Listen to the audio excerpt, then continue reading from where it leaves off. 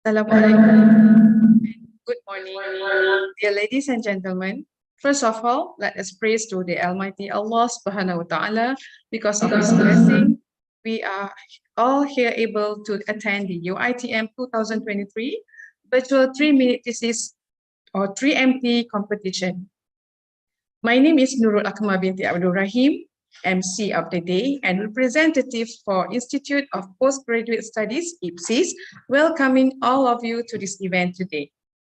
Without wasting our precious time, let me introduce the moderator and the judges for today's competition.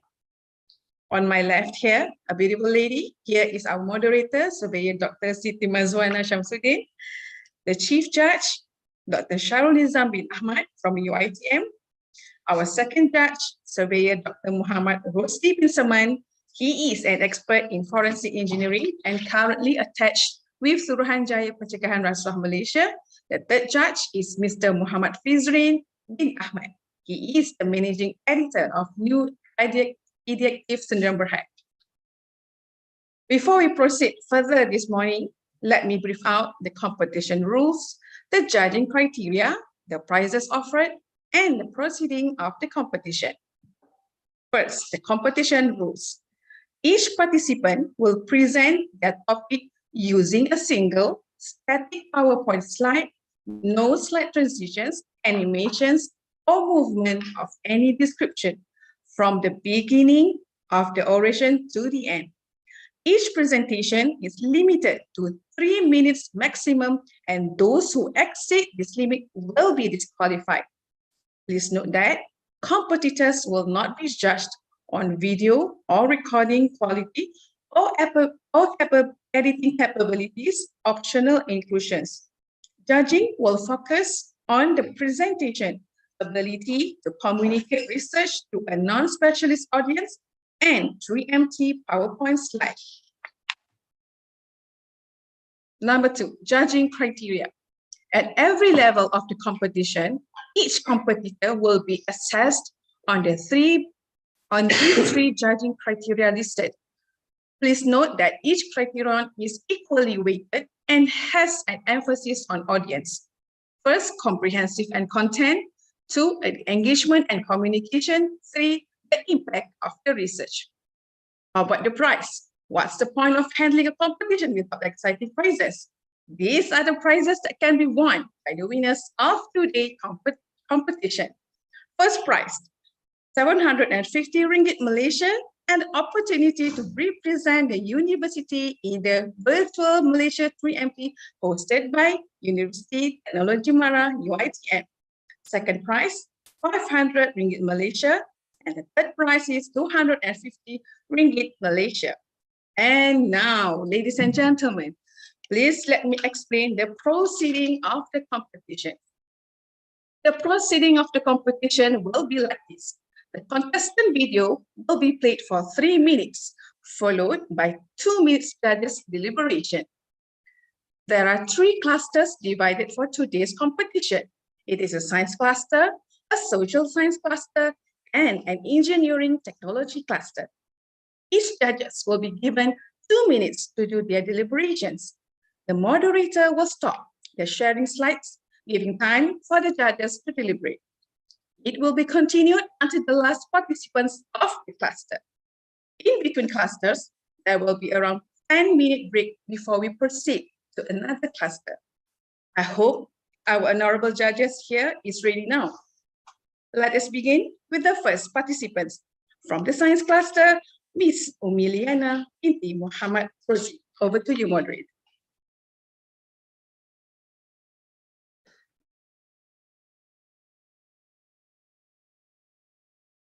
Side effects that can last for many years. Therefore, our aim is to produce and discover potent and new anti-cancer drugs against leukemia K562 cells at lower concentration. Now you must be wondering, why did I mention isotin and thiosemicarbazone earlier? So both of these two substances contain pharmacological effects such as antimicrobial, antifungal, antioxidant, and many more. These thiosenicarbazole ligand will then react with metal ions to produce metal complexes. So these metal complexes consist of two well-known metals, which are copper and zinc. Copper and zinc are actually bioessential metals in human body, and they are relatively cheaper. The metal complex will interact with DNA via integration or covalent binding. This methodology came across first thing first by synthesizing the ligand and complexes through reflux conventional method. Next, structural characterization will be done through FTIR, NMR, UV visible spectra, elemental analysis, magnetic susceptibility, and molar conductivity. Once the structure is confirmed, they will be undergo through DFT or density functional theory. This DFT is used to describe biological and molecular system at a very low cost and accurate way. Next, after the study has been done, the anti-cancer screening will be conducted against leukemia K562 cells. Not only we promote anti-cancer screening, but we also promote artificial intelligence in our study as well. Thank you for listening.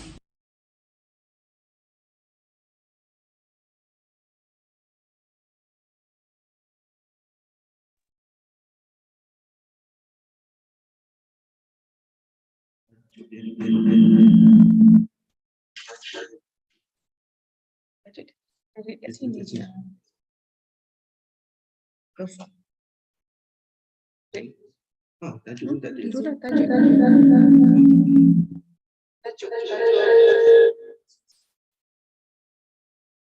Tajuk tesis tu. Tajuk tesis tu. Cancer tu. Bagi tajuk kan? Tak ada.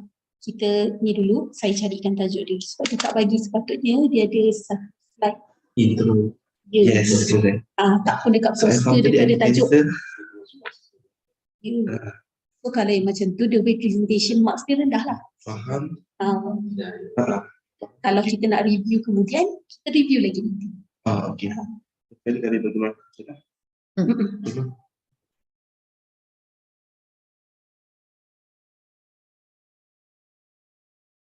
Dia sepatutnya ikut template kita bagi. Dia ada satu template sebelum budak mula, dia ada template tajuk dia. Dia dah agak ada, dia nak buat apa. Kalau tak ada tu maknanya dia punya presentation tu markah rendah sikit lah.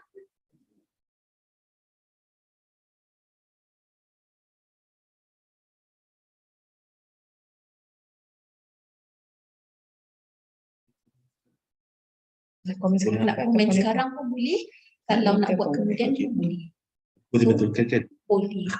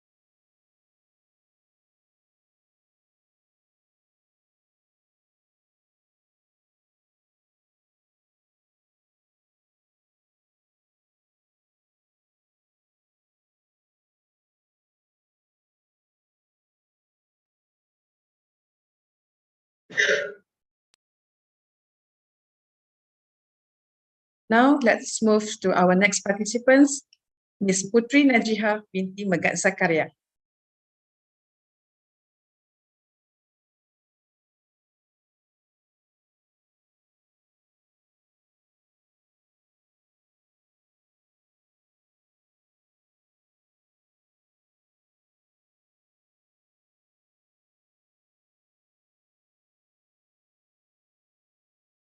Have you ever wondered, where does our energy come from?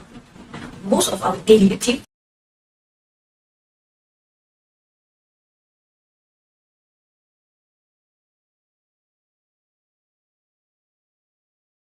Have you ever wondered, where does our energy come from? Most of our daily activities are dependent on the consumption of energy. Our modern standards provide us with plenty of comfort and convenience. However, these privileges come at a high price for the environment. Globally, the primary source of energy generation comes from fossil fuel combustion. But this energy source is a non-renewable resource and it will run out one day. This situation is exacerbated by increasing demand due to the increase in human population. The expected rate of energy demand is increasing from year to year. However, fossil fuel source energy reserves are still declining. This shows that in the future, humans can no longer rely on fossil fuel and need to diversify their energy sources. Besides, it is commonly understood that the burning of fossil fuels has a harmful effect on the environment and is also responsible for global warming and climate changes. As per available records, about 570,000 premature deaths in India were due to the air pollution caused by various conventional energy sources. Also, an additional 12,000 were killed caused by exposure to global warming. Inhaling of this pollutant causes serious health problems for human beings as well as for animals. Power generation from steam plant releases harmful gases such as carbon dioxide as byproducts in the environment and causes a serious imbalance in our ecosystem. So, we need to switch towards a cleaner source of energy. Among all renewable energy sources, solar energy has become a viable option since the source of energy, which is sunlight, is unlimited. By harvesting this solar energy into electricity, the problem with electricity shortage can be solved. Commercially, solar energy is generated using a silicon-based solar cells. However, there are a lot of challenges involved in the use of the solar cells due to the high manufacturing costs, heavily reliant on the weather, and also associated with pollution due to the use of silicon material. Hence, the next step in solar cell development is actually based on a natural principle known as photosynthesis. The attempt to mimic the photosynthesis process technically started quite some time ago in the 70s, and this type of alternative technology is called dye-sensitized solar cells, or known as DSSC. I am sure most of us are familiar with the photosynthesis process where plants convert light energy to chemical energy. Inspired to this process, the DSSC adopts sunlight to convert the light energy to electrical energy. Few advantages of DSSC are simple fabrication process, low cost, and environmentally friendly compared to the silicon-based solar cell. However, the drawbacks of this type of solar cell is that the efficiency is still lower compared to the commercial solar cells. Hence, researchers all around the world, including myself, is working our best to improve the performance of the solar cells. All in all, I believe that dye-sensitized solar cells can be a promising potential replacement for the silicon-based solar cells. I guess that's all for me. I hope this will help you to understand the concept of this new type of solar cells. Thank you.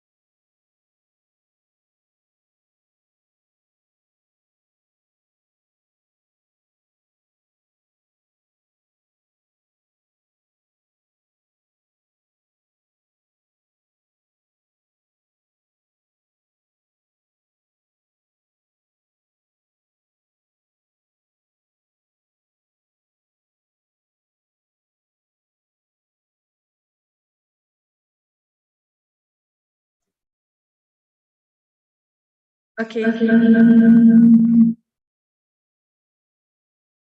Let's continue with our third participants, Muhammad Hail Haris bin Muhammad Hakim.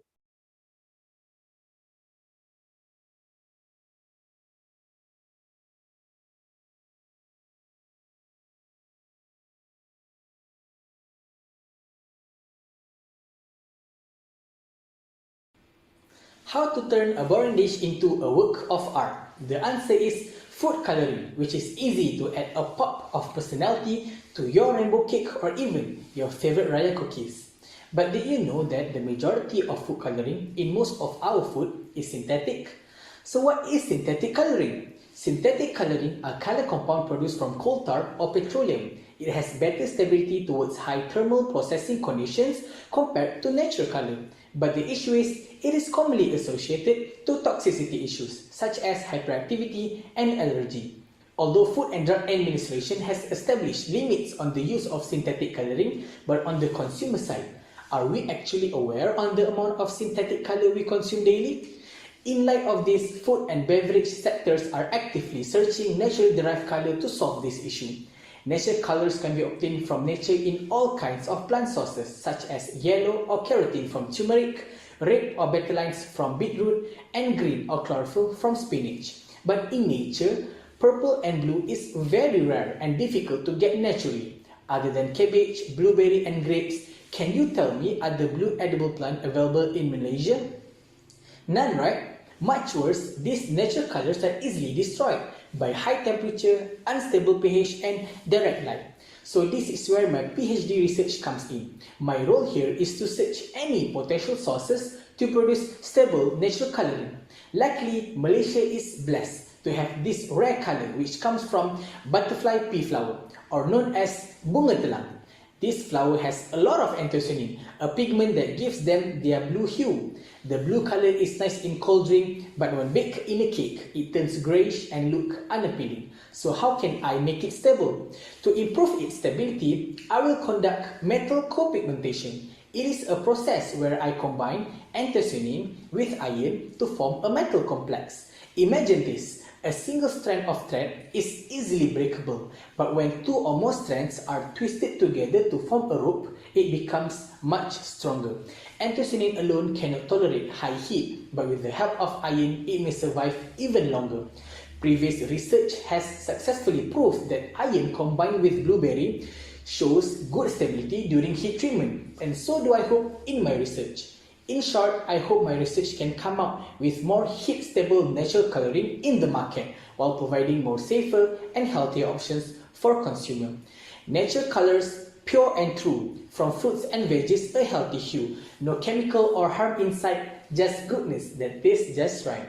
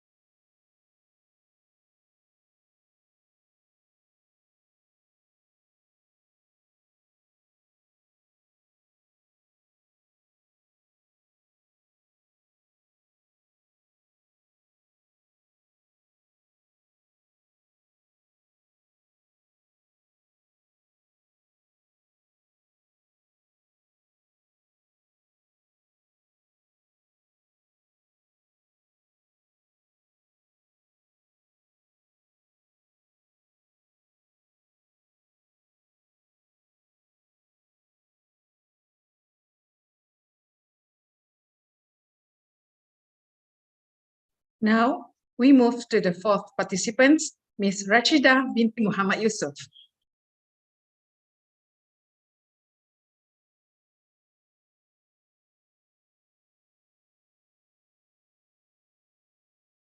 That was the most painful experience I have ever felt in my entire life. After that fall, I knew I had broken my hip as I was hardly able to move my leg. I shouted for help, and luckily my son was there to help me. These are the words of the elderly patient sustained with hip fracture. Growth in the elderly population is one of the most significant demographic phenomena of the 21st century. Hip fracture is any type of the fracture occur in the upper sections of the femur. As we age, our bone mass is greatly reduced and becomes so fragile. It is also known as osteoporosis. With a simple fall or sudden movement, it could easily lead to a fracture. What makes it worse is their comorbidities such as diabetes and hypertension that will prolong the recovery time post-surgery.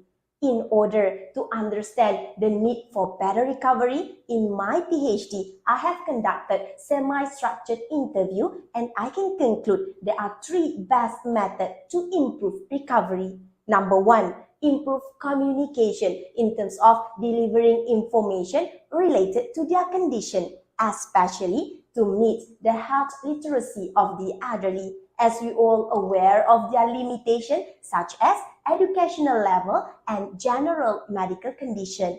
Therefore, reading material consists of images with clear explanation should be provided for better understanding. Number two, a proper discharge planning before the patient is discharged from hospital. Well, equip the patient with the survival abilities such as how to use walking devices, how to start practicing safety measures at home, and involve family members with the recovery process. And finally, post-discharge support, where the patient seems to be lost along the road to the recovery, their biopsychosocial needs need to be addressed. They need a proper channel where they could easily search for information and asking questions rather than searching through social media or asking their relatives. Sometimes, unfortunately, the answer is not appropriate to their situation. I still remember one of the most remarkable moments with elderly patient sustained with hip fracture. Holding my hand, saying thank you with a big fat smile on her face, that feeling is priceless. John Hovan once said, caring for our seniors is perhaps the greatest responsibility we have. Those who walked before have given so much and made possible the life that we all enjoy today. With that, I thank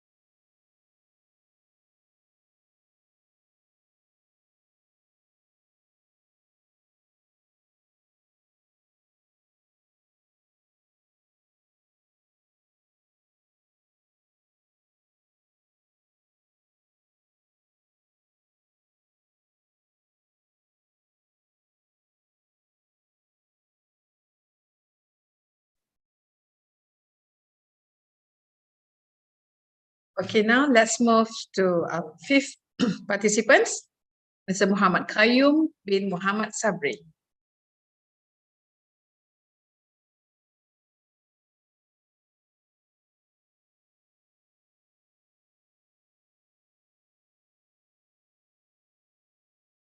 Retirement, the ultimate dream where every day is a Sunday and you never have to deal with Monday blues. But did you know that the transition can leave retirees feeling disconnected, stuck in a game of twister, trying to find balance in their daily activities? Unfortunately, their physical inactivity skyrockets from 22 to 59%, leading to unwanted health complications. My research has allowed me to immerse myself in the world of retirees, to share, to listen, their joy and struggles. Enlightened with their wisdom, I connected the dots to find the how and the why these dots dance toward activity balance. Through this journey, I uncovered two essential elements for activity balance: satisfaction and proportions. Retirees who find satisfaction in their daily activities prioritize rest and sleep, finding solace in the simple things in life. Quoting them, when there is satisfaction, we don't need other things. On the flip side, retirees who maintain higher activity proportion often find purpose and connection through meaningful interaction with family and friends, engaging in meaningful activities such as cooking, cleaning, and other pastimes. One of them emphasized that we should not rest too much, pinpointing that these simple yet fulfilling tasks help to structure their daily activities and offer a renewed sense of purpose and meaning. And here's the kicker: where retirees can carry out independently their daily activities and maintain good mental health, it all works together to improve their activity satisfaction and proportions. It's like a beautiful dance where every move counts. As the curtain closes on this journey, let us not forget the valuable insight gained from my research. It is my hope that my work sheds light on the intricate balance that retirees seek to achieve in their daily life and how we can support them in this pursuit. By creating policies and strategies that prioritize retirees' quality of life and well-being, we can help them thrive in their golden years. Let us honor their wisdom and work together to create a world that cherishes and respects our retirees. After all, we all want to live happily ever after, don't we? Thank you.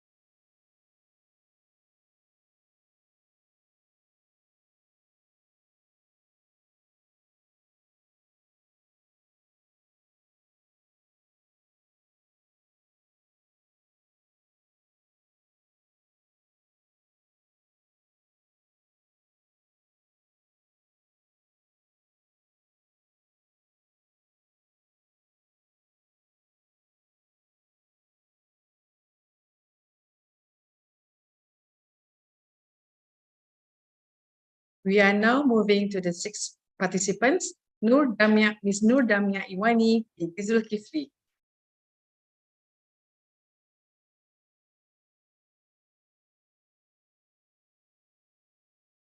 Hi, this is a story about Bob, a construction worker. One day, Bob spotted a human skull while he was digging a hole at the construction site. Immediately, Bob alarmed the police and all the construction works were stopped. A few days later, Bob saw on the news that the skull was actually belonged to a man that was reported missing last year.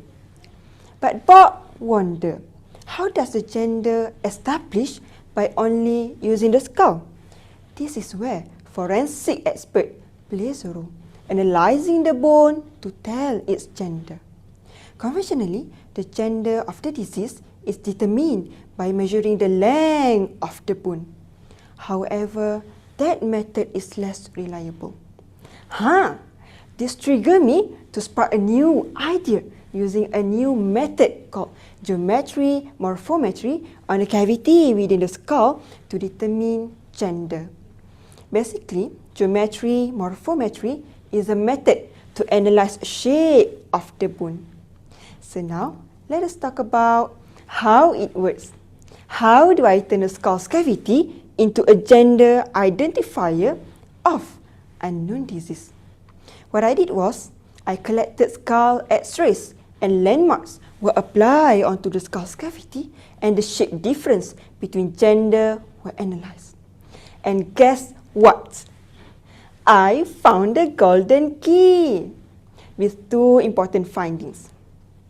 Firstly, there is a significant shape difference of the skull's cavity between men and women, where the skull's cavity for the man tend to appear more protruded than women. Secondly, when I performed the gender classification accuracy, I found that the classification rate to be 80% accurate. So, the next time you found a skull, remember geometry morphometry is the key to uncover the gender of unknown disease. And what is more, this will be a new breakthrough in the forensic field and could be a great aid for our national forensic team to apply this new method to unlock the gender mystery of the dead. Thank you.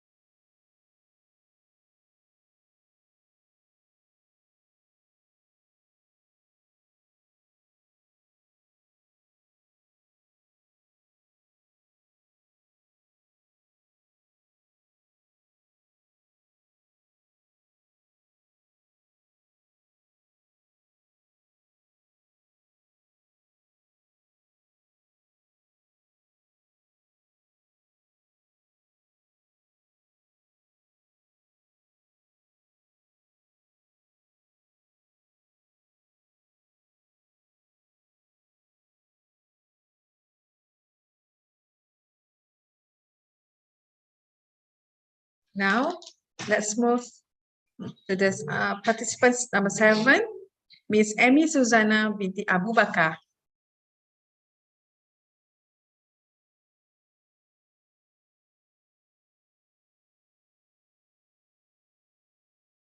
Have you ever seen a drain clogged with waste? The piling up of unwanted waste blocks the water from draining out into the drainage system. Obviously, we don't like when drainage are blocked. If your sinks are blocked, you cannot wash your plates, or even worse, if the whole country has clogged drains. This can lead to a massive flood. Well, that is exactly what happened in glaucoma, an eye disease. Glaucoma is also known as the silent thief of sight, as many people usually don't realize that their vision are worsening until it is too late. Just like the sink, there is also water in human eye, and it is called the aqueous humor. The aqueous humor exits the eye through a structure like a net, which basically acts like your sink strainer. The more materials pile out from this strainer, the more difficult it is for the aqueous humor to go out, leading to the increase in the eye pressure. The increase in the eye pressure causes damage to the eye nerve that functions to bring all the information from the image that you see to the brain. This damage has led to blindness. But what if I tell you I have found a solution that can unclog the drain in the eye? In my study, I look at a compound extracted from grape called resveratrol. I studied resveratrol on the cells that make up the drainage system or the strainer. Now, these cells are having many unwanted waste in between them, mimicking the glaucoma. Then, I gave resveratrol to these cells. The cells treated with resveratrol have reduced the unwanted waste, and water flow more smoothly than the ones without resveratrol. This caused the eye pressure to go down and improve the vision. These findings are indeed promising. My hope is that one day patients will be rescued from glaucoma, the silent thief of sight, with resveratrol.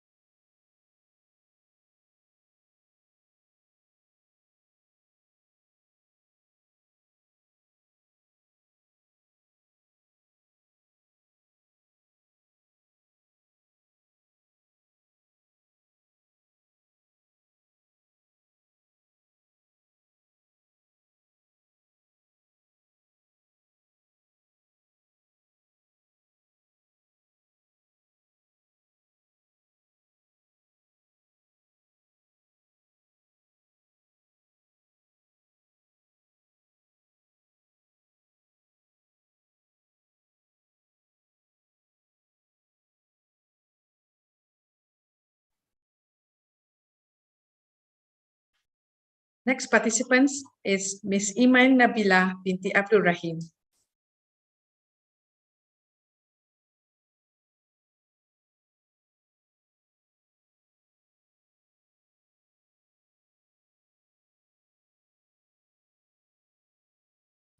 Once upon a time, there was a small town near a river. The townspeople relied on this river for their daily needs, for drinking, bathing, and irrigating their crops. However, as time passed by, the river began to clog with debris, making it harder for the water to flow freely. After a while, the water in the river became overflowed, and the townspeople started to suffer. One day, a wizard came to the town and offered a magic potion. After the magic potion was poured into the river, a magic happened. The water flowed freely again, and they lived happily ever after. The river represents the artery, and the water represents the blood. Just like in a healthy body, the blood flows freely, delivering oxygen and nutrients to every part of the body. However, in atherosclerosis, the walls of the arteries become thickened and narrowed due to the buildup of fats.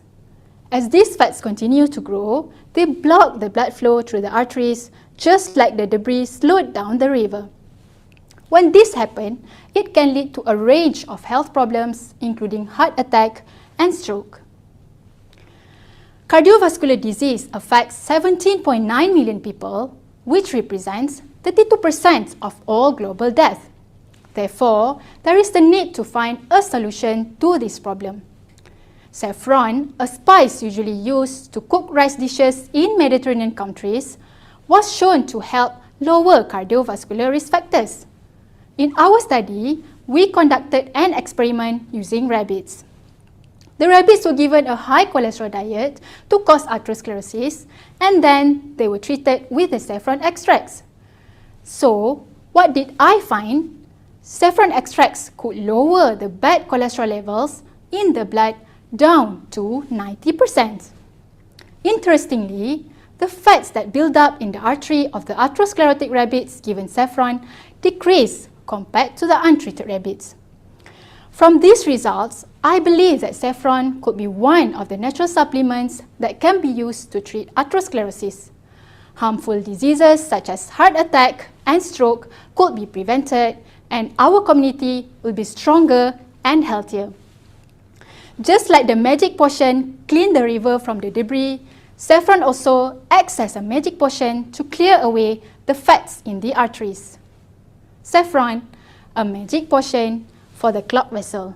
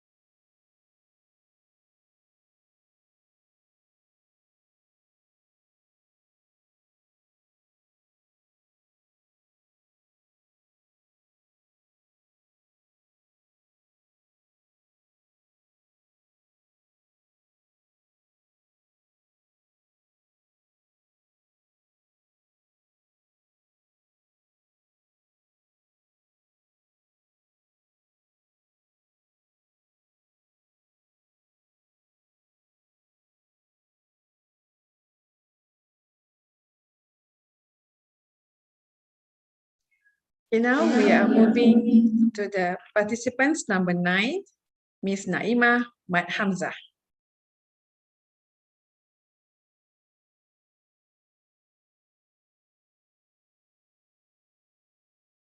3 months ago, Michael J. Fox, an actor best known for his role in the multi-million-dollar Back to the Future franchise, took the stage to receive an honorary Oscar. He was not as lively as he used to be.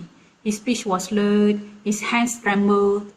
Ladies and gentlemen, way back in 1991, Mr. Fox was a promising actor who was then poised to be the next big movie star.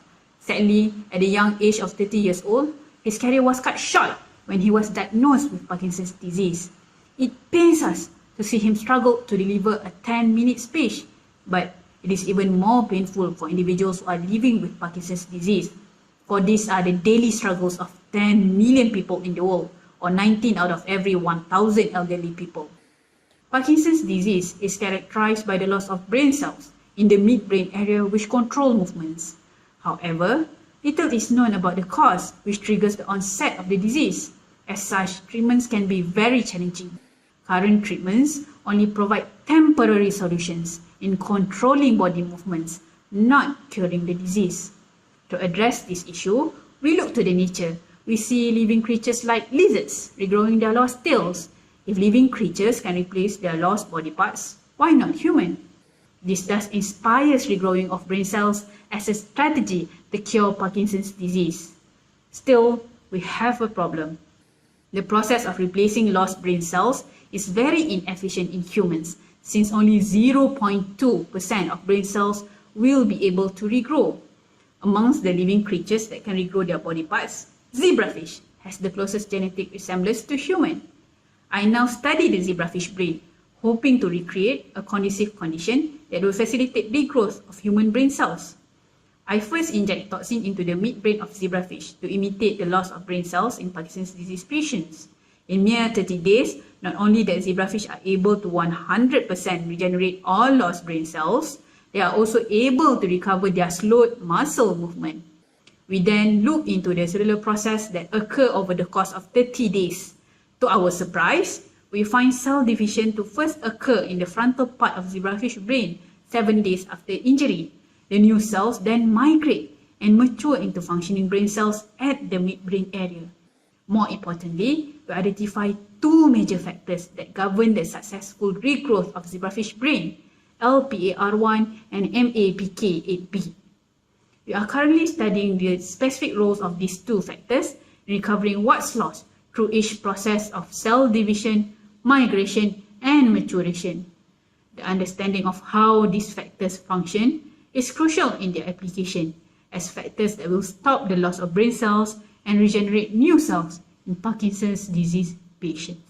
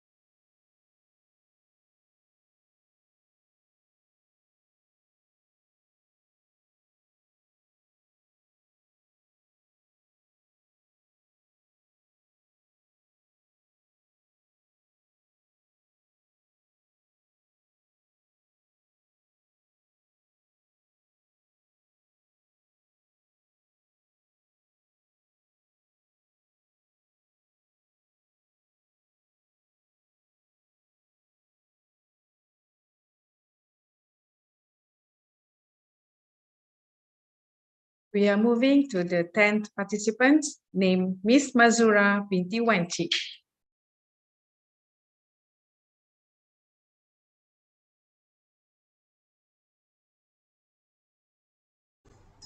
By 2050, it is estimated that the number of people affected by Alzheimer's disease will increase to 139 million worldwide, with the highest increase in middle and low-income countries. Have you ever heard the Malay word called nyanyo? It is a familiar word that we use to describe elderly people who are experiencing cognitive decline, and this disease is often misunderstood as a normal aging process, though it is not. Alzheimer's disease, or nyanyo, is a progressive brain disorder that caused by abnormal protein deposits that lead to neuron death and brain shrinkage. The disease progression typically starts with mild memory problems and gradually worsen over time, leading to a loss of independence and eventually death. Current treatment for Alzheimer's disease involve drugs that target the brain's neurotransmitters and medications to manage symptoms such as agitation, aggression, and depression. Despite these interventions, there is no known cure for the disease. To find treatment for Alzheimer's disease is like finding a needle in a haystack due to the complexity of the disease. But what if I told you about a powerful natural antioxidant that has 6,000 times more antioxidant activity than vitamin C and 550 times more activity than vitamin E? Perhaps this could be the solution for treating Alzheimer's disease, the 1% probability. However, the high oil content of astaxanthin makes it difficult to absorb in the body. To overcome these issues, in my study, astaxanthin was formulated into a nanoemulsion, resulting in nano-sized astaxanthin with an average diameter of 125 nanometer. This astaxanthin nanoemulsion was then force-fed to rats with Alzheimer's disease. Surprisingly, after few assays conducted, we found that this astaxanthin nanoemulsion not only has improved its solubility and stability, but was also able to pass through the blood-brain barrier. Basically, blood-brain barrier is a highly selective semi-permeable barrier that prevents solutes in the blood from crossing into the extracellular fluid where neurons reside. To be able to treat neuro-related diseases, any drugs consumed must be able to pass through the blood-brain barrier for its therapeutic activity to be effectively delivered to neurons in the brain. Other tests performed in my study demonstrated that rats afflicted with Alzheimer's disease showed less memory impairment, reduced neuronal loss, and increased levels of the neurotransmitter acetylcholine that is important for information transfer in neurons. Everything is possible until it is proven impossible. Perhaps that 1% probability may eventually become a 100% certainty in treating Alzheimer's disease. Thank you.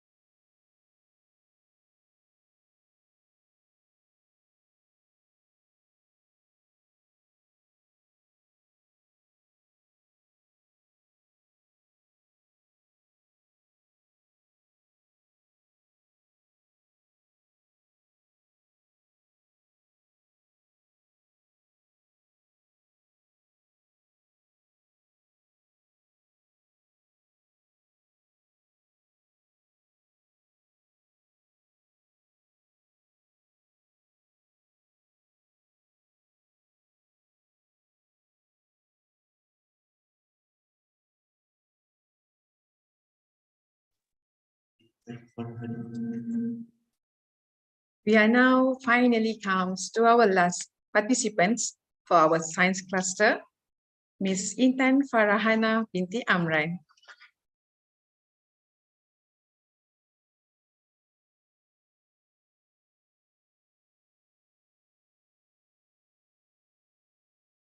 Is a prevalent inflammatory skin disorder with a multifactorial cause.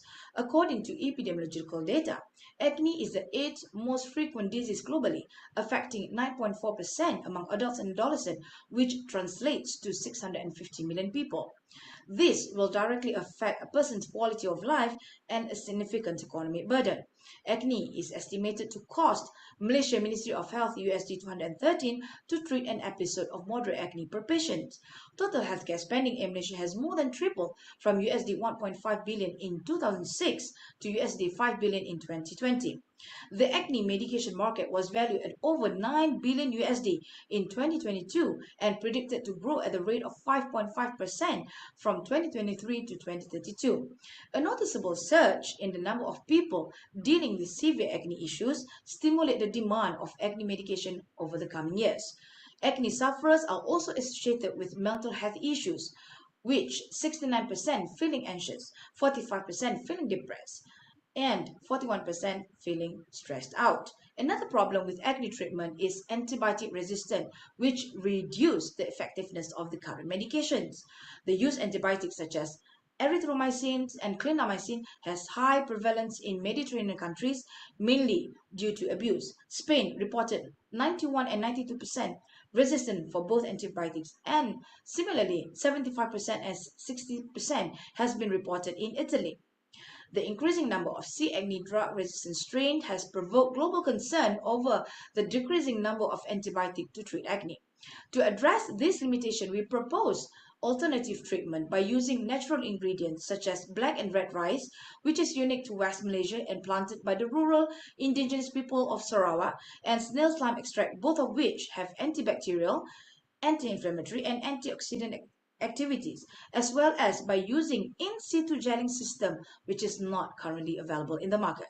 The gel is a liquid at normal temperature, but as it is applied to our body temperature, it becomes gel with sustained release effect, easier and cheaper production as the liquid is anticipated.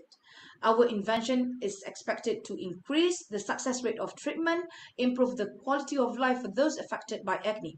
Additionally, the use of colored rice can help to increase the income of farmers. Meanwhile, the production of this line, which is not currently available in Malaysia, can create opportunities for smart farming and have a positive impact not only to the environment but also economy as a whole. Breakouts Cannot Break Us is more than just a tagline. It's a message of hope and empowerment that there are effective and sustainable solutions to them to combat acne.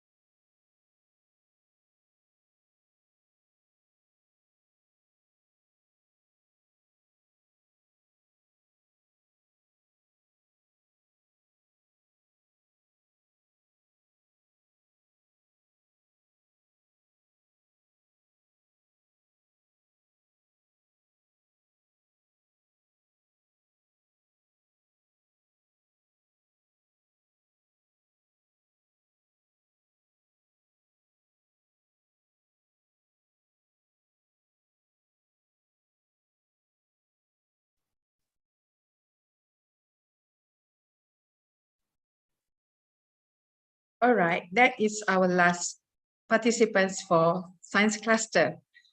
We were having a 10 minutes break before we proceed to the next cluster, which is social science. We will come back after 10 minutes, so stay tuned.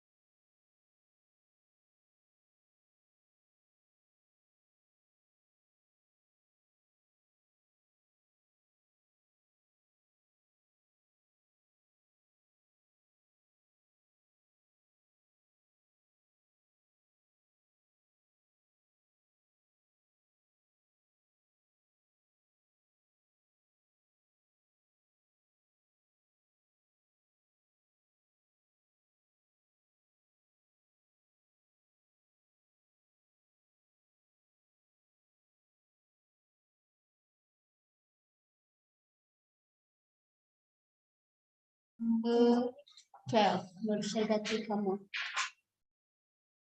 We are now entering the second cluster, social science cluster. Let's begin with the first participants, Ms. Nur Shahira Kamar Matshah. Over to you, moderator.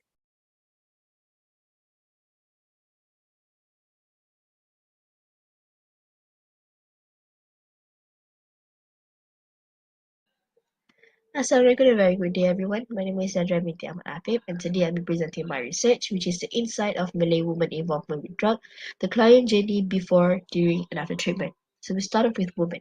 Women, they can be moms, they can be career women or even both. Women play a huge role in every aspect. But can you imagine if they get involved with crimes such as drugs? It would definitely give a huge impact to the people around them. However, in the 20th century, women are facing a great pressure in balancing their career and responsibility as women, especially for those who are working in the male-dominated environment. So due to that pressure, it will drive them towards evolving with delinquencies. So what is drugs? Basically, drug is important in medical purposes. However, it often be misused by some of the people. So when an individual has misused drug, it will cause changes towards the individual body function, mentally and also emotionally. So in this study, we are focusing on three phases, which is before, during, and after. So before phase will represent the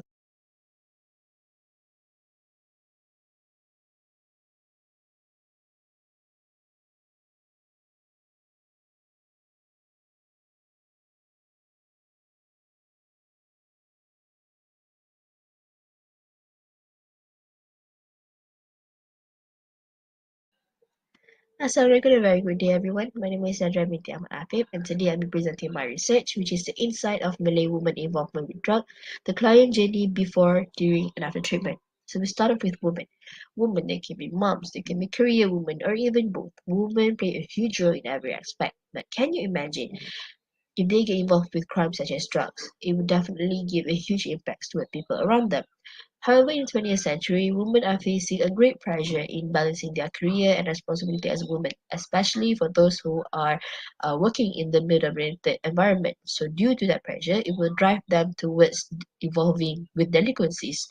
So what is drugs? Basically, drug is important in medical purposes. However, it often be misused by some of the people. So when an individual has misused drug, it will cause changes towards the individual body function, mentally and also emotionally. So in this study, we are focusing on three phases, which is before, during, and after. So before phase will represent the factors that influence women to be involved with drugs. The first one is abusive partner. So abusive partner refers to an individual are being forced by the partner to associate with drugs, and also it sometimes also contain domestic violence. The second one is family background. So basically, it refers to the internal negative environment at home which has caused an individual to be involved with drugs. The third one is working purposes. So working purposes refers to the usage of drugs in order to gain self-confidence and energy, as most of them are doing 2 to 3 jobs in a day to support their family. And last one is peer influence. So basically, peer influence refers to those the individual who try to fit in a group, and they tend to use drug as part of it so that they won't be left out. So it is important to look into the treatment program that has been implemented. This is because it usually designed to and expected to fit both genders. However, according to Covington, most of the program does not study the addiction through the lens of women. So it is important to look whether the treatment program able to help women and break the cycle dependency. So with that, we are able to help the client. We are able to identify whether the treatment program able to help the client to achieve the highest level of function and quality of life, or they are going to relapse. So that's all from me. Thank you.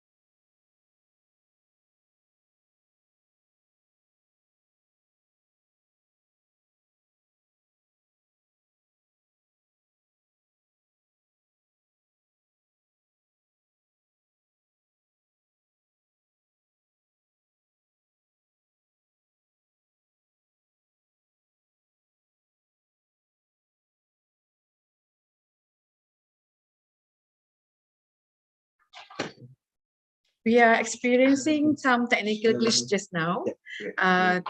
The video that you just saw just now is Miss Nadira binti Muhammad binti Ahmad Afiq. Okay, now let's hear from Nur Shaidatul Kamar Matsya.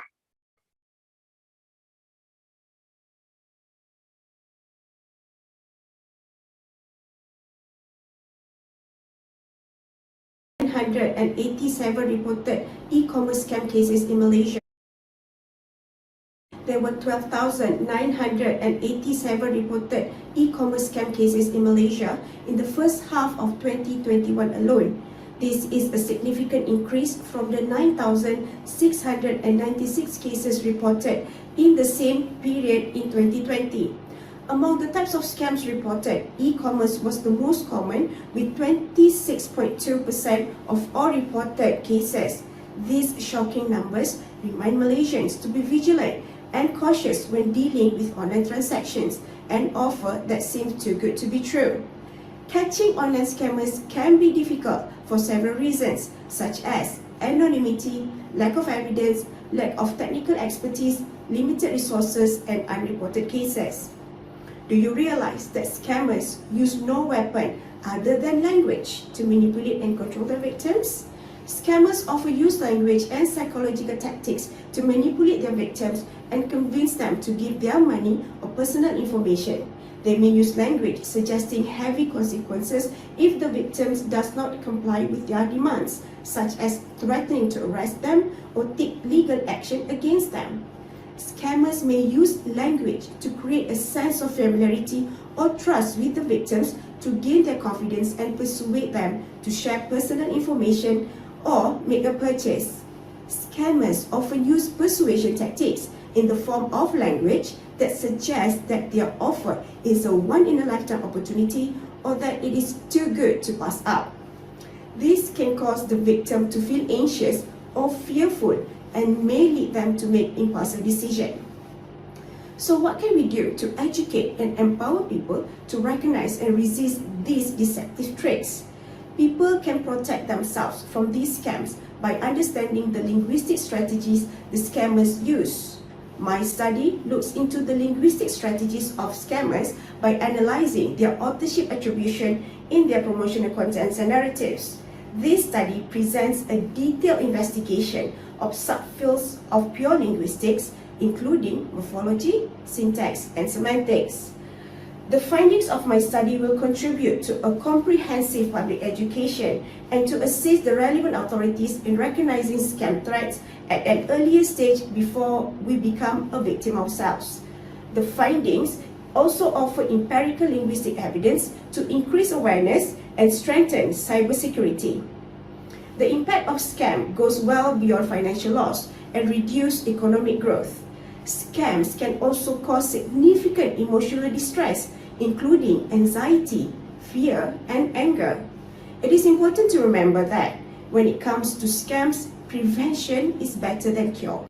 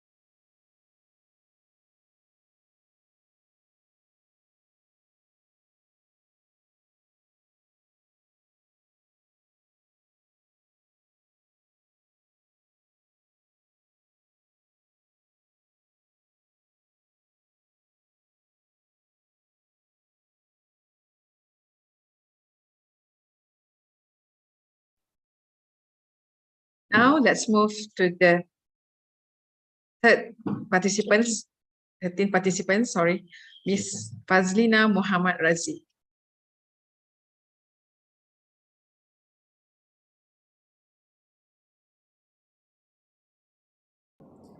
Who doesn't like comics? When we were kids, we read comic magazine. When we grow up, we read the comic section in newspaper. We will smile, laugh, and be amused when we read it. However, if we look at comics with clarity and restraint, we can see they have a powerful representational framework. Quoting the words of the former Uitm Director of University Kebangsaan Malaysia, Professor Dr. Supian Hussein, comics are a visual literature narrative.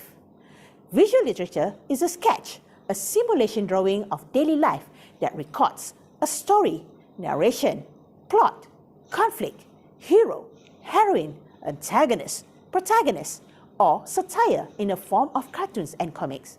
Every image and symbol that is displayed engages the reader simultaneously. In the cartoon comic industry in Malaysia, the greatest in storytelling and literature through his visual is none other than Allahyarham cartoonist Rejabat. Do you know cartoonist Rejabat? He is also known as the king of cartoons in Malaysia or penghulu cartoon in Gila-Gila magazine. Rejabat comics are filled with nostalgia for the boomer generation like me. Not to mention that the comic he creates contains highly significant representation of Malay symbols and messages. Recently, I watched an old classic movie directed by Seniman Agung Tan Sri P. Ramlee titled Sumpah Orang Minyak. One of the movie scenes depicts the setting in a wooden house. I found that the walls and doors of the house are very similar to the sketch in Rejabat comic Awan Bohong. From the image, I found out that it is known for the bertam weaving technique, a type of palm tree in Asia. And this technique has been used for hundreds of years in the home construction architecture of the archipelago community. This finding demonstrates Rejabat's sensibility in representing Malay culture, which is a fundamental theme in the creation of his comics. Professor Dr. Mulyadi Mahmud also stated that Rejabat comic strength is traditional literature using the 3E concept: to entertain, educate, and enlighten. So I am not surprised. Unexpectedly, I have learned something about the skill and finesse of the handicraft of the early Malays from the comic series.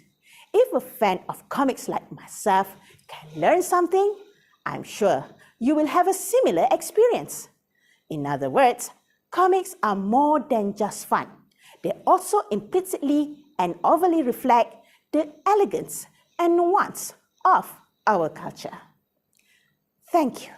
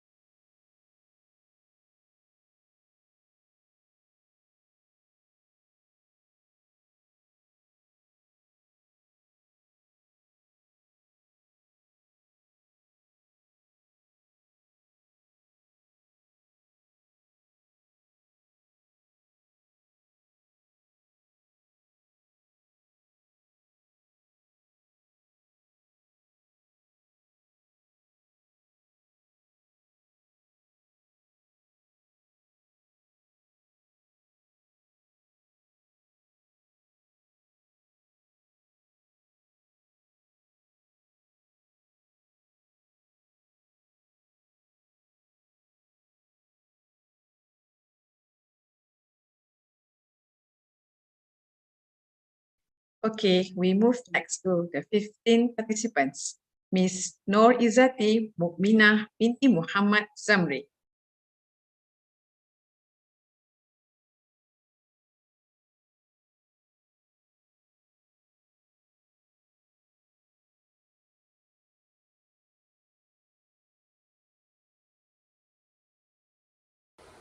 Assalamualaikum and greetings to you.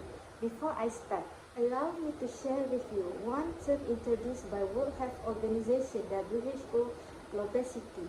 It refers to the escalating global epidemic of overweight and obesity taking over many parts of the world. Do you know why I am so interested in investigating this obesity? Obesity poses a major risk for serious diet-related non-communicable disease to us. These include diabetes, hypertension, and cardiovascular disease. Its health consequences range from increased risk of premature death to serious chronic conditions that reduce the overall quality of life. Obesity rates continue to rise, and more than 1 billion of people are projected to be obese by the year 2030. Obesity is a serious societal problem as it relates with population health. Recently, the continuous consumption of the fast food among the young generation increased the risk of getting obese due to the high consumption of salt, fat, and sugar. Do you know that we actually can influence the behavior of the young generation to switch to a healthier diet? So, do you have any idea what I am referring to?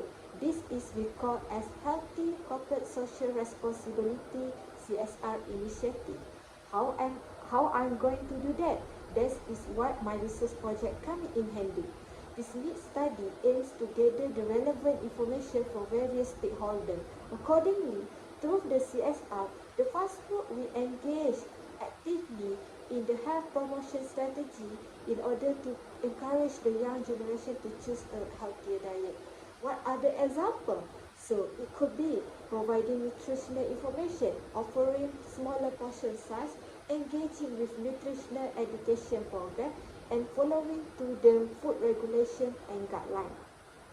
One study proved that many international fast food who engage with the healthy CSR has successfully changed the behavior of their young consumers to switch to a healthier diet. That is why the study is needed in Malaysian context. People may ask me, why we need to change the behavior of the young generation? Is it worth to conduct this study? Let me ask you that. Are the government willing to cater the high medical costs due to adulthood obesity? So, the action to prevent obesity at the young age is undoubtedly needed compared to tackle with the adulthood obesity. So, the finding of the study it benefits to the government to come out with evidence-based policy to tackle the obesity with the collaboration with the various stakeholders. Thank you.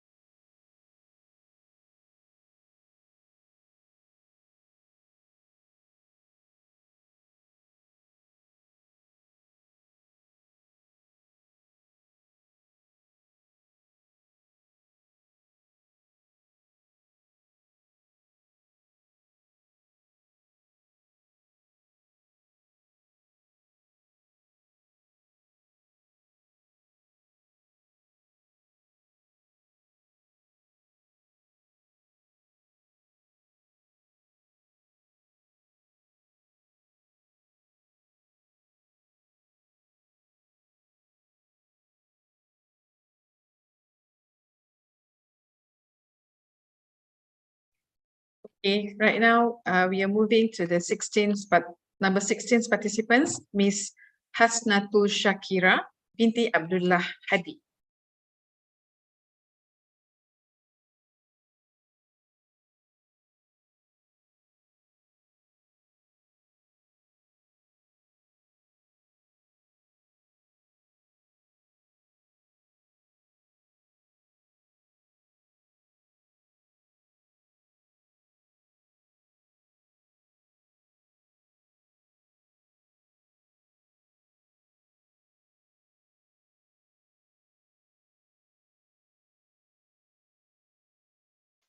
Do you think an organization can achieve its goals without a leader?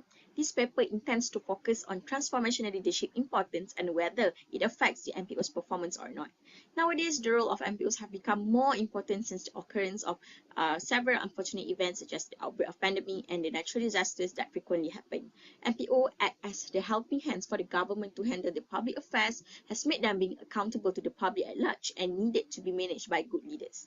In addition, for organization to achieve the transparency, individual managers must agree to conduct the jobs in an atmosphere of trust and high ethical standard. It is believed that this can be achieved through the implementation of transformational leadership. This study will expose the importance of transformational leadership and its effects on MPO's performance. Previous studies have found that transformational leadership has positive impact towards the organizational performance. Hence, this research will be focused in the context of Malaysia and third sector. Therefore, this research will contribute to improve the transformational leadership practice in the Malaysia MPO in order to level up performance in serving their beneficiaries in the future. So transformational leadership is defined as the leadership that listens intently to inputs, employee grievances, and is especially keen to give attention to the employee's demands for personal growth, soft skills, and career advancement. It consists of 4 dimensions, which are inspirational motivation, intellectual stimulation, idealized influence, and lastly, individual consideration. For the methodology, this research will apply the qualitative research design and using content analysis. The research will employ a search strategy using online databases, including Scopus and Web of Science, for studies published from 2017 up until 2021. So through the content analysis done, the finding found that there is no previous study that investigated the direct relationship of transformational leadership and MPO's performance in Malaysia during this research to the acknowledgement of the researcher. However, several studies are included in the research to compare and contrast between the different organizations from different industry and different focus in other areas as well. So it still have proven that transformational leadership has a positive relationship with the MPO's performance. Transformational leadership is proven to be one of the powerful leadership as it has many positive outcomes such as the ability to adjust feelings, opinions, and attitudes in response to the sudden change. The leaders serve as a role model for the organization personnel, guiding and assisting in their personal and professional development. It can increase employee morale and trust in the managers, and it will prepare the next new leaders for their roles, develop their followers to the point where they are capable of assuming leadership roles and achieving the desired results. Leaders will be the one that lead and guide the members of the organization toward the desired goals. That's all. Thank you.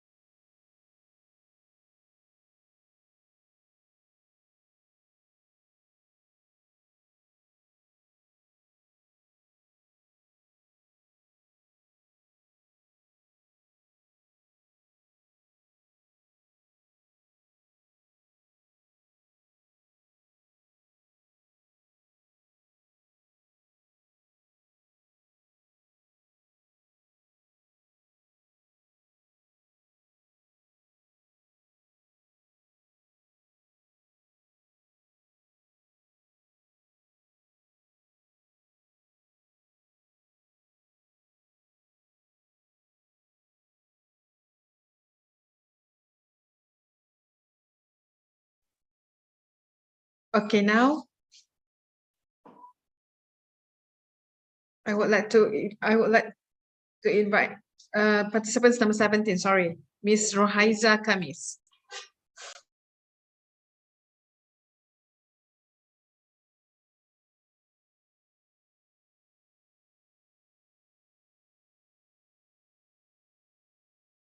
Just a decade ago, a world without coins and notes as a means of payment was unthinkable.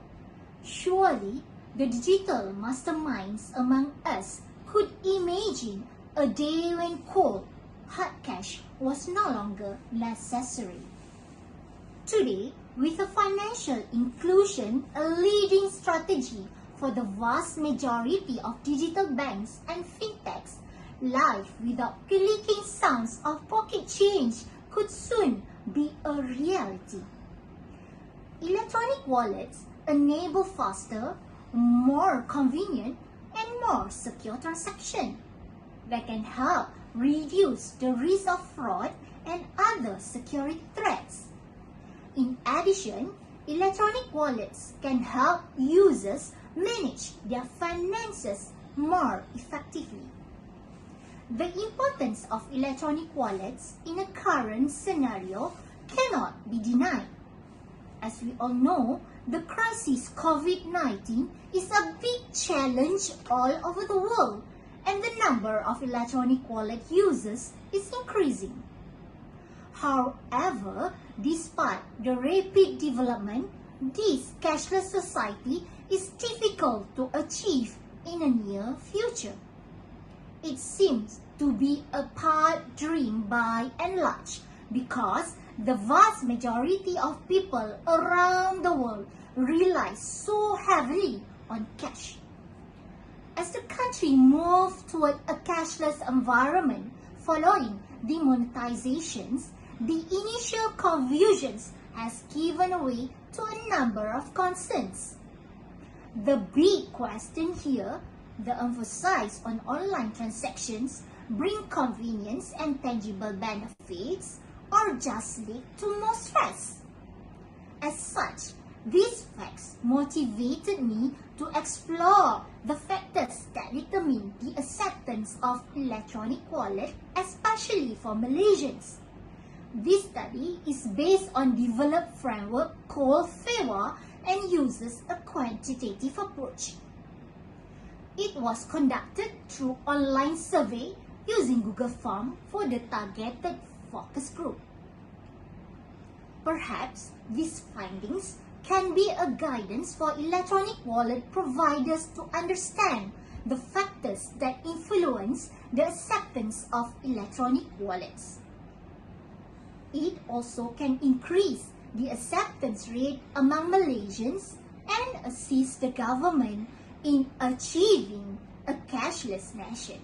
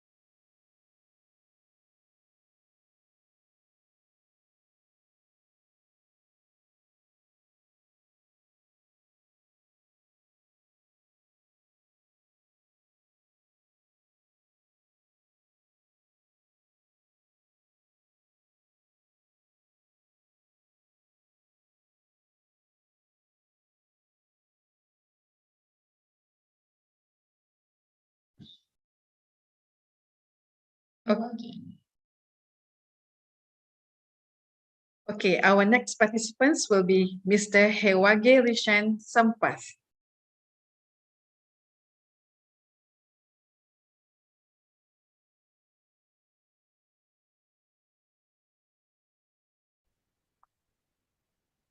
Hello, I'm going to discuss about nexus of financial development and economic growth in Asian region with technological advancements as the moderator.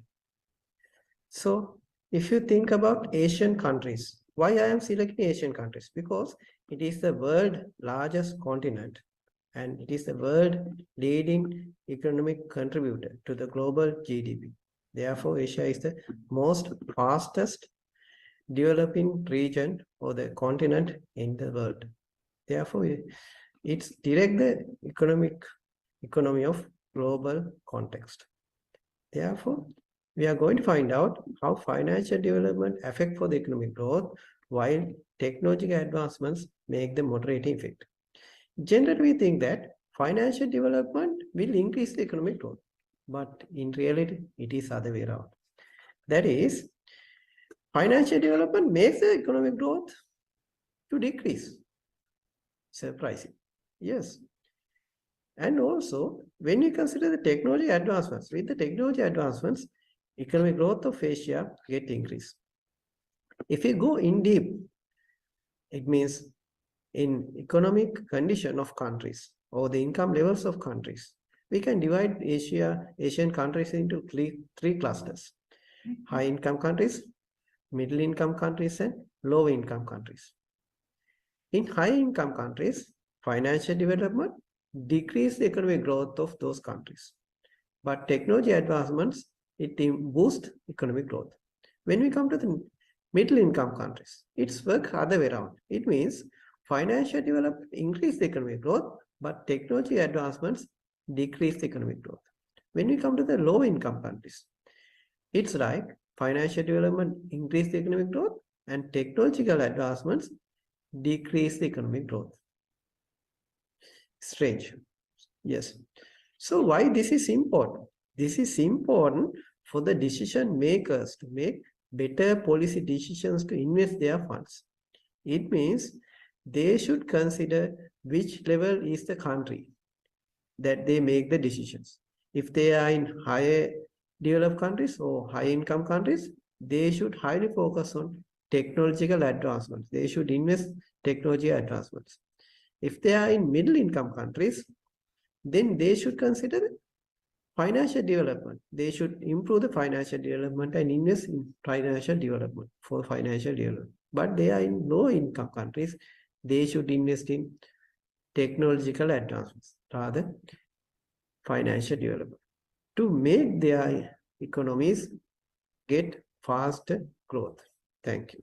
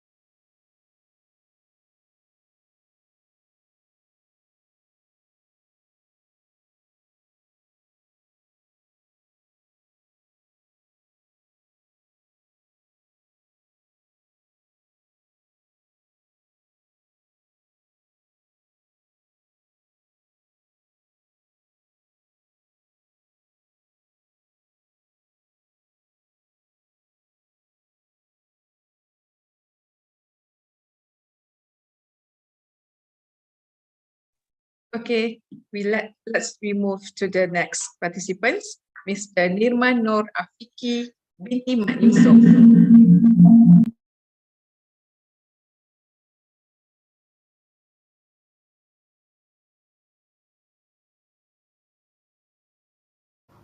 The good or bad quality of our life is depending on the quality of our natural environment.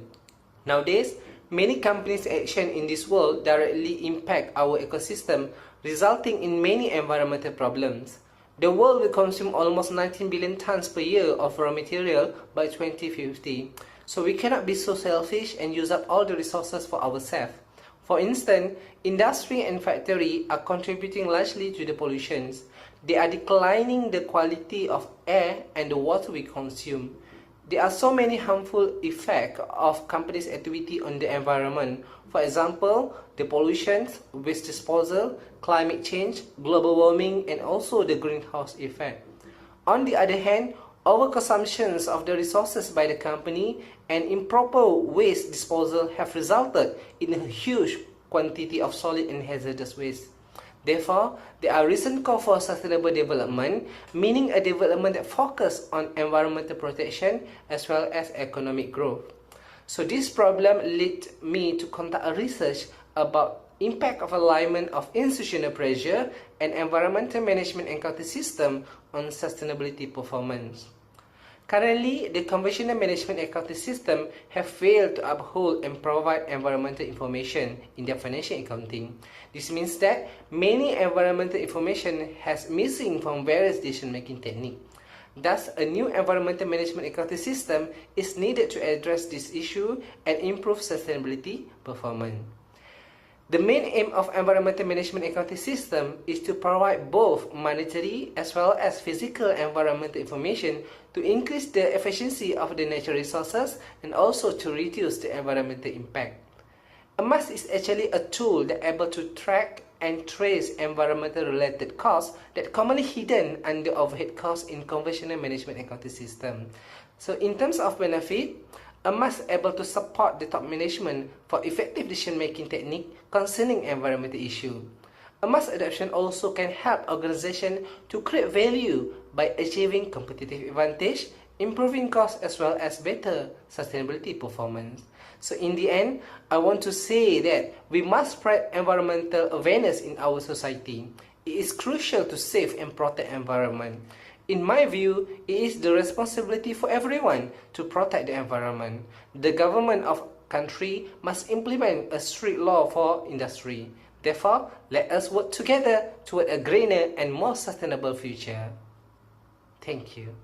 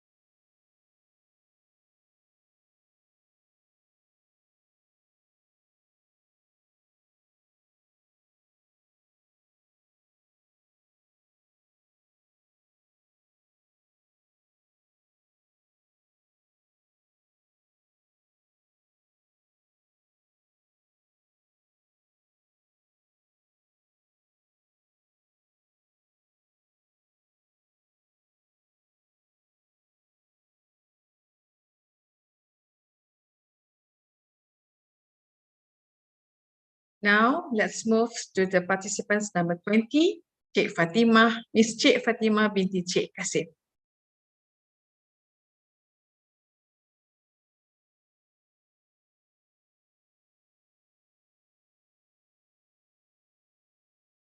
Assalamualaikum warahmatullahi wabarakatuh. My name is Cik Fatima binti Cik Kasim. I'm from Uitm. Today, I would like to share with you the accountant's role toward the implementation of sustainability accounting and reporting. Sustainability means meeting our own needs without compromising the ability of future generation to meet their own needs. And the sustainability consists of three main elements: social, economic, and environmental. Sustainability accounting and reporting means it represents the activities in the organization have direct impact on the society, environmental, and the economy of organization, and they also provide stakeholders an understanding of their activities. And we can see the issues in the sustainability. The first one is related to the inefficient use of resources through agriculture, little information on such issues, and also the issues in Malaysia itself is related to the GDP, gross domestic product. When it's related to the GDP sustainability perspective, GDP will ignore the externalities, especially for the environmental externalities. And then we move to the the Malaysian companies really care about the sustainabilities. Most of the company in Malaysia do set their policies on emission, waste management, water efficiencies. However, from the 87 of Malaysian company adopting waste reduction policy, but only 20% this company having specific reduction target to back up their policy. Although Bursa Malaysia has established the listing rule, required the companies in Malaysia to present, to show the sustainability statement in the annual report since 2016. Okay, when we look at to the issues in the sustainability, therefore we need accountants to be involved in this issue. But why accountant to be involved? Because sustainability itself involve the limited resources, and then because of the climate changes, global business environment that force organization to look beyond the financial performance. And then the accountants promote SaaS is very broad. They can use their skill of aggregating data into useful information, help with cost analysis on environmental decision, and also to be involved in the audit and assurance. They also can design tools to integrate financial and sustainability information because they have unique position to create the system, and they can provide better corporate information. Okay, then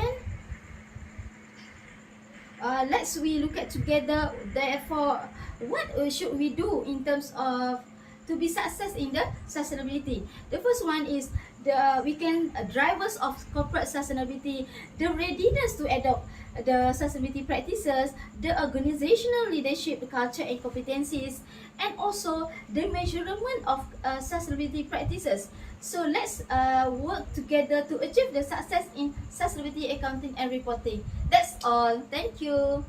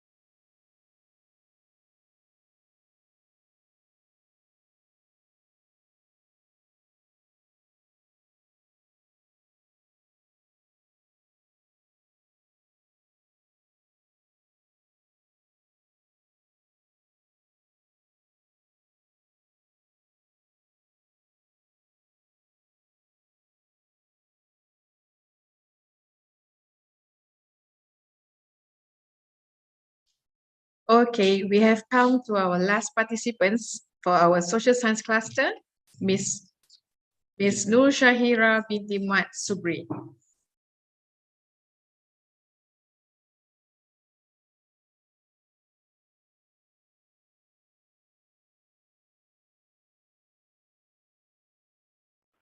Assalamualaikum. Hi everyone. My name is Nur Shahira binti Matsudi. Today I'll be talking about the effects of organizational communication among multilingual employees towards job satisfaction and job performance. First of all, what is organizational communication? Organizational communication describes the channels of communication used among members in organization such as companies. Four types involved in organizational communication are formal, informal, horizontal, and vertical communication. Let's look at the first one, formal communication. Formal communication basically consists of formal conversation among employees. Informal communication is all about informal interaction, such as phone conversation like WhatsApp and others. Meanwhile, horizontal communication means communication among colleagues, and vertical means communication between employees and employees. Organizational communication also applies among multilingual employees. What is multilingual employees? Multilingual employees normally can speak more than one language. Multilingual employees obtain different level of language competency. How organizational communication among multilingual employees affect job satisfaction? In multilingual workplace, employees have different backgrounds. Different backgrounds comprise education level, position level, and other demographic background as well. When they have different level of language competency, this may lead employees to language barriers and communication challenges. In this case, communication challenges among multilingual employees involve not only verbal communication, such as expressing opinion during meetings and business deals with clients, but it also involves non-verbal communication, such as meeting minutes and annual reports. How job satisfaction leads to job performance.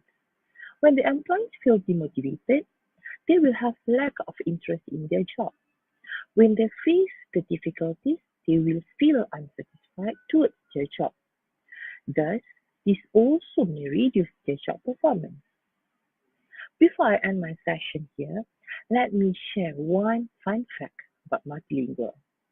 If there are 7,000 languages in the world, over 195 countries, guess what? It means every country in the world is multilingual. Thank you.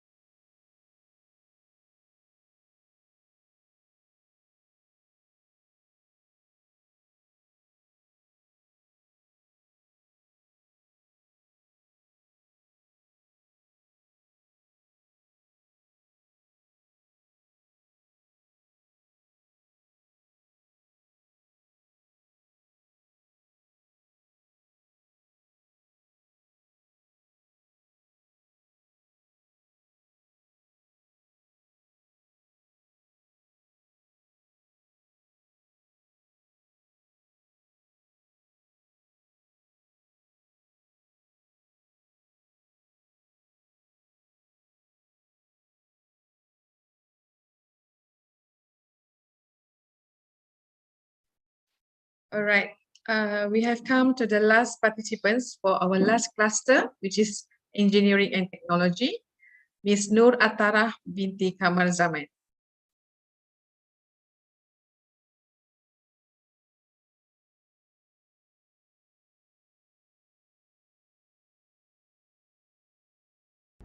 You and I are very lucky. Why? Because we are living in an area where we can get a constant supply of electricity day and night through the electricity grid. However, have we ever thought about a small percentage of population that are living remotely far from this utility? How can these people get a constant and cheaper electricity, same as we are? A standalone photovoltaic battery technology is a solution to this problem. In spite of that, the high cost or low efficiency of the battery remain a challenge. An innovative solution to this is to repurpose the retired electric vehicle batteries, or known as REVBs, to store the surplus energy and supply back to the load when it is required. Where do these REVBs come from? Why should we consider these REVBs as the energy storage? The answer comes from the massive dumping of REVBs. Day by day, the ownership of electric vehicles keep increasing. Consequently, when the car's battery reach less than 80% of the original capacity, the batteries need to be replaced. Then, what should we do with these retired batteries? Throw them into a landfill? The answer is no. These batteries still have enough capacity for the other applications, such as in photovoltaic system. So, we reuse these batteries as the energy storage. Therefore, in my study, I implement the REVBs as the primary energy storage in a standalone photovoltaic system for a small school located in remote area of Sabah, Malaysia. The focus is to determine the optimal size of the photovoltaic panels, REVBs, and the other components in the system for a balanced technical and economic performance. The design system is aimed to provide the electricity for the school consumption, which consists of classrooms, student hostel, and 5 teachers' residence. The REVBs carry the same efficient characteristic as the lithium-ion electric vehicle batteries, but because they are second-life batteries, they are 50% cheaper than the new batteries. This approach enables us to provide a more affordable and continuous supply of electricity for the remote area. Just imagine the positive impact of this system, providing the lighting for the students and teachers at night and continuous supply of electricity at all the time. It is truly a blessing. Ultimately, by utilizing the REVBs as the primary energy storage in standalone photovoltaic system is a sustainable solution which contributes for a balanced economic, environmental, and social need for both current and future generations. And this is aligned with the aim of sustainable development.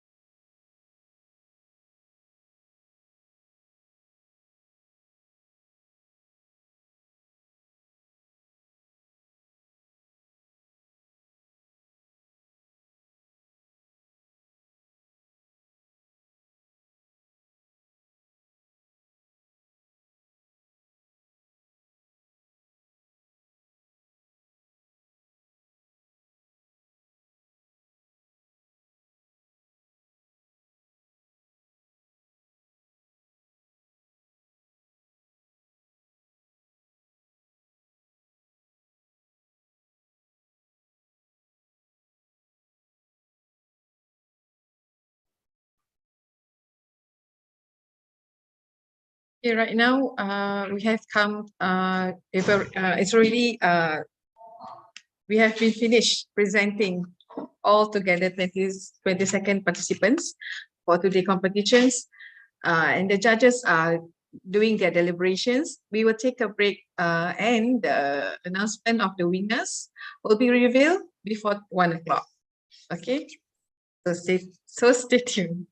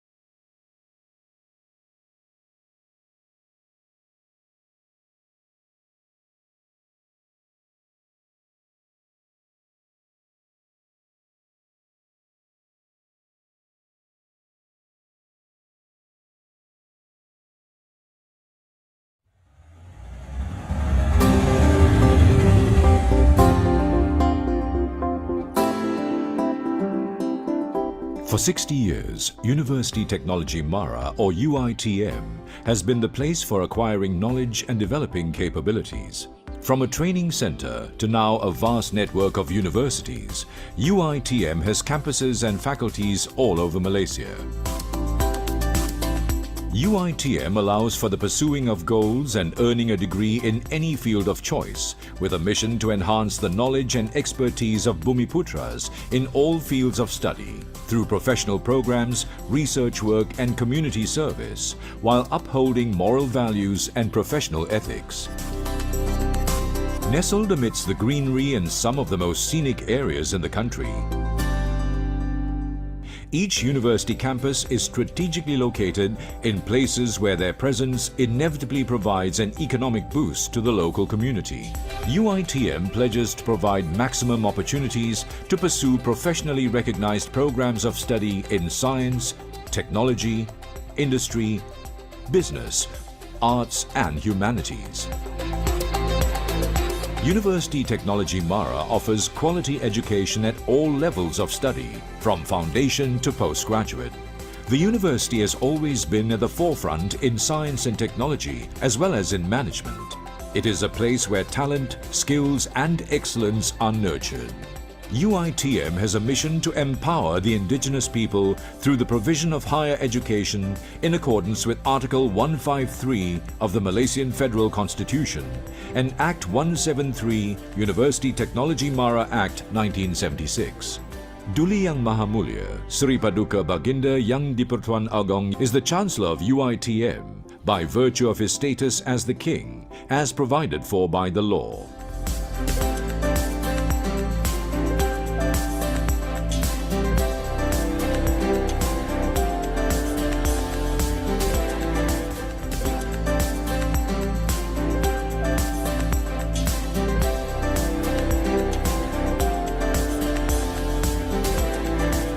UITM has established 8 centers of excellence and 1 high COE to enhance the scholastic, creative and innovative capabilities of the university, as well as to facilitate and manage research and development. To complete the teaching and learning activities at UITM, the university has made available modern and contemporary facilities such as the UITM Stadium, the house of UITM FC. With a capacity of 6,000, the stadium is the heart of soccer and it has played host to an international match in 2009. UITM also has an Olympic-sized swimming pool for the use of students and staff. The pool is also open to public on certain days.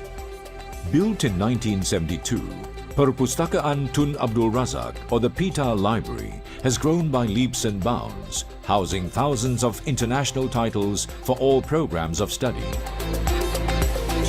Students' participation in extracurricular activities is highly encouraged and supported by the university. These activities would not only equip students with soft skills, but also train them to be balanced and holistic individuals to meet global requirements. As the largest public university in Malaysia, University Technology Mara has produced thousands of alumni who are successful individuals in their disciplines. They are award winners, innovators, entrepreneurs, and leaders in both the government and private sectors. UITM honors its alumni by engaging them to establish smart partnerships resulting in strategic alliances. The alumni also gives back in areas such as academic improvements, charity work, and fundraising. University Technology Mara, Usaha Takwa Mulia.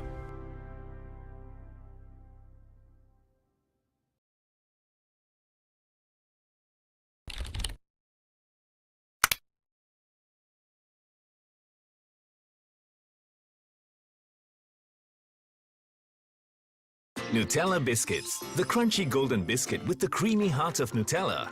Try it, share it.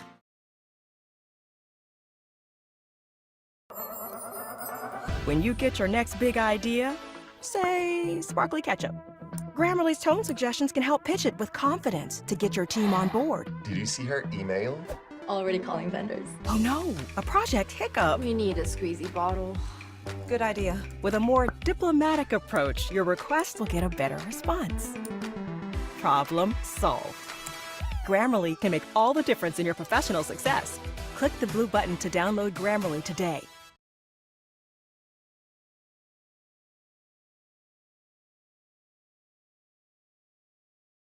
Looking for an easy way to run Windows on Mac? Say hello to Parallels Desktop. Optimized for the latest Apple computers and Mac OS, Parallels Desktop makes it easy to quickly download and install Windows and features lightning-fast performance, even when running resource-heavy Windows applications. Whatever your computing needs, Parallels Desktop has you covered. Visit parallels.com/desktop to learn more.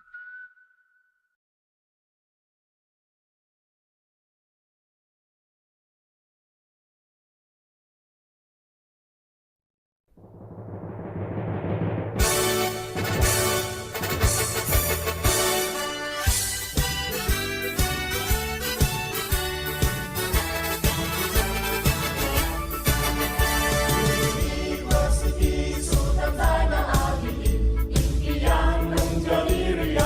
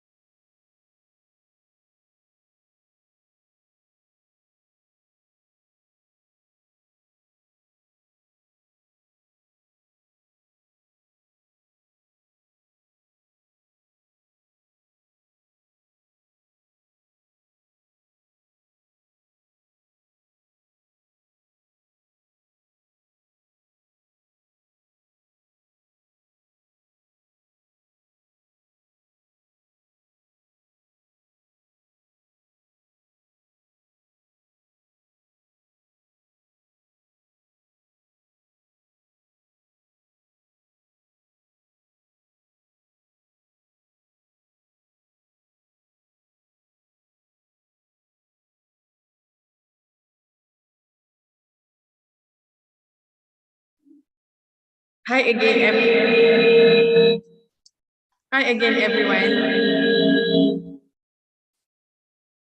Okay, hi again, everyone. I think everyone is eagerly waiting to see who is the winner for today's competition. But before we announce the winners, I would like to invite Surveyor Dr. Muhammad Rusdi bin Saman, represent the judges to give an overview of the participants and competition.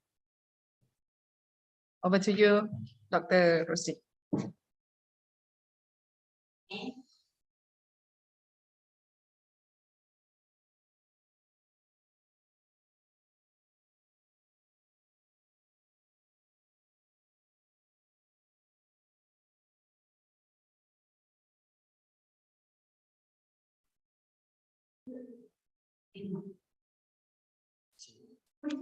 Doktor cakap. Hello. Doktor cakap. Okay, terima kasih. Thank you. MC. Okay, hi semua. All the participants and also audience. Regardless, thank you for watching the event today. This is a very special competition and rare competition because we often watch on TV, reality show, have many, but of course, unlike what we have today. So overall, the presenters have participated well, and this is a PhD level of research and presentation. But we have observed a few areas that can be improved for future. And also, as a general guidance to all the postgraduate research students and research. So I want to make it very short, as the time also not that much. The 3 minutes completion, so I hope I can also give in 3 minutes. Okay? Okay.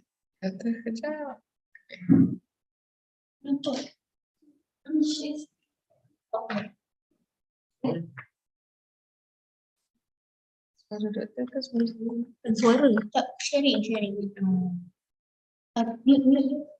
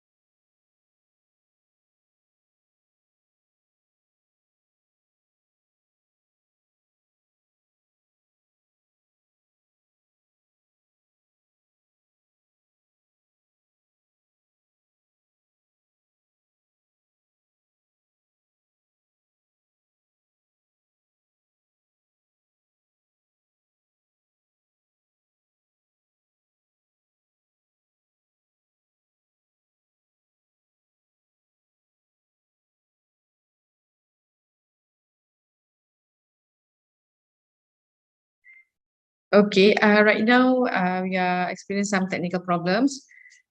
Just stay on the line, stay on our YouTube channel while we are fixing.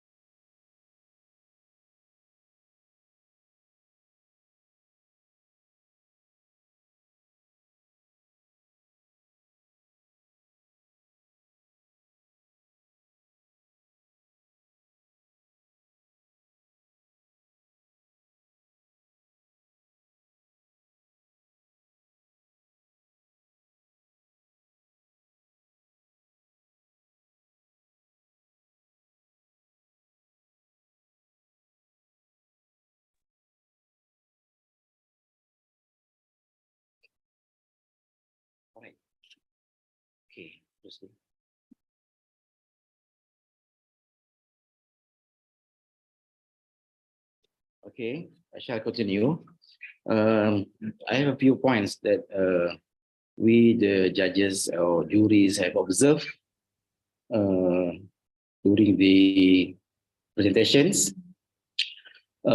First, in presentation, whether viva or in this case, the competition, even more because you have to manage the time very well because this is 3 minutes. You are only given 3 minutes. So first, you must have these 3 C's. I would like to say 3C, which is clear, clarity, and also communication skills. So to be able to be a good presenter, you need and you have to possess and to demonstrate clear, clarity, and also communication skills regarding the topic, the research that you are doing, the methodology, the data collections, a little bit of literature, but very critical ones because you are given only 3 minutes. And what we observe also, some presenters, when they start, they just go through to the second and third gear, whereas you should first establish the topic, make the audience and also the judges understand what you are doing, and establish first the topic, the relevance of the topics, and also how does it link with the research, and then subsequently the methodology and the data and the results and the findings all must be linked smoothly from one stage to another. So that is very important because if you just shoot, then the audience and also the juries or the judges are lost from the beginning because you don't actually establish the research clearly. So another thing that this is a PhD level of research. So it is important that you demonstrate mastery of your research areas, meaning that you have been doing the research for quite some times, for a few years, then and this is your research, not other people's research. Remember that research, PhD research is relevant because it is only you involved in the research with your supervisor. So nobody else knows about this research. You must demonstrate your proficiency and also your experience, your master, your expert in this research. That is important. That shows that you have reached that level of PhD research rigorous and expert. I think for me that's the points that I have observed, and also the other judges have pointed out. So in the future, and also when you present, whether in the competitions or in your viva, inshallah, you must demonstrate your ability to convey the message within the given time. Do not go beyond the given or stipulated time. And using the basic critical points only, but sufficient to tell the whole story. This is not easy, but it can be done by training and also continuous practice. So remember that practice makes perfect. That's all for me. Thank you. I wish you all the best in your PhD and research. Thank you.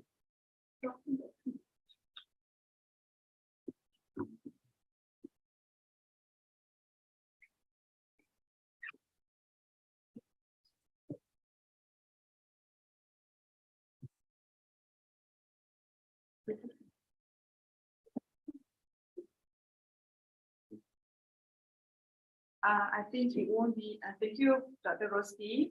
I think it won't complete if we didn't invite our committee. And now I would like to invite the Dean of Institute of Postgraduate Studies, IPSIS, Professor and Senior Dr. Zuhaina Hadi Zakaria, to give a closing speech for today's event. Please welcome Prof. Zuhaina. Thank you, Nurul. Hello, everyone.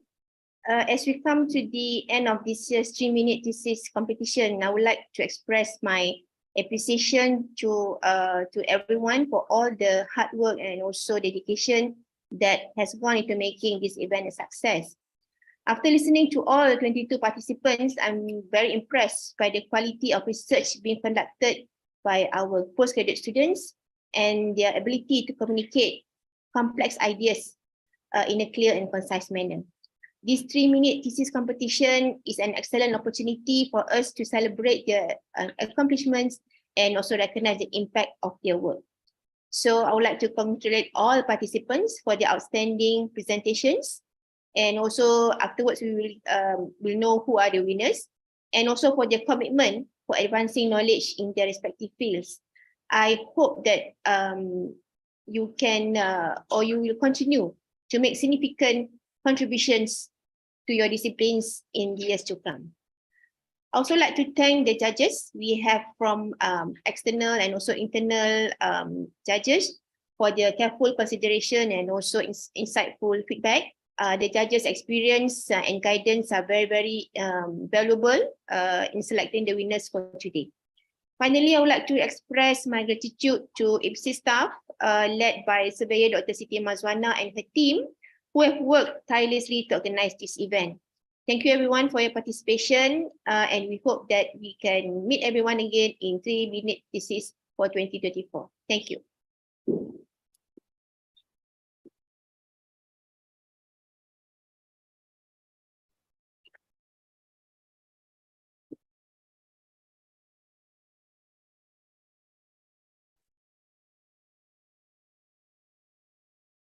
Thank you, Prof. Zuhaina.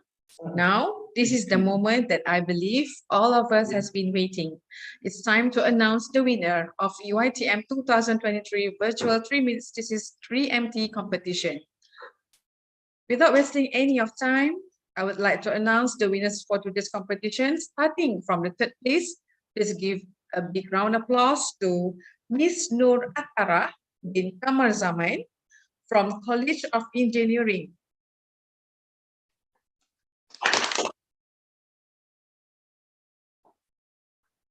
Now, time to call upon the second place winner. Please give big hand to Miss Nur Nabila binti Abdul Rahim from Faculty of Medicine.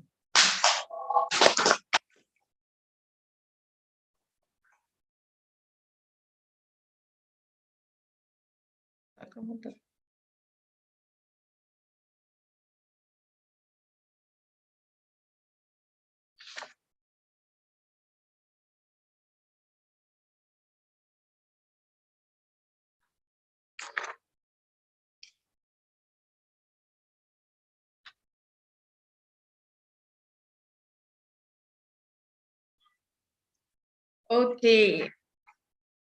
And now, ladies and gentlemen, we have come to the most awaited announcement of today's competition. The winner of UITM 2023 Virtual 3-minute Thesis competition is Miss Nur Jamia binti Zulkifli from Faculty of Medicine.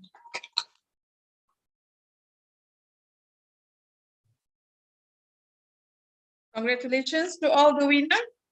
And I guess it's the time for me to say goodbye to all of you. Thank you very much to all the judges. Thank you very much to congratulations. And once again to all the winners and to all the participants. And I hope to see you in the next 3MT. Since then, bye. Okay, winners will be contacted by IPSIS for the prize arrangement. Congratulations all, and I hope all of you spend a good day today, and congratulations to all participants as well. So see you in UITM 2024 3-minute thesis next year. All right, have a good day and thank you everyone. Bye.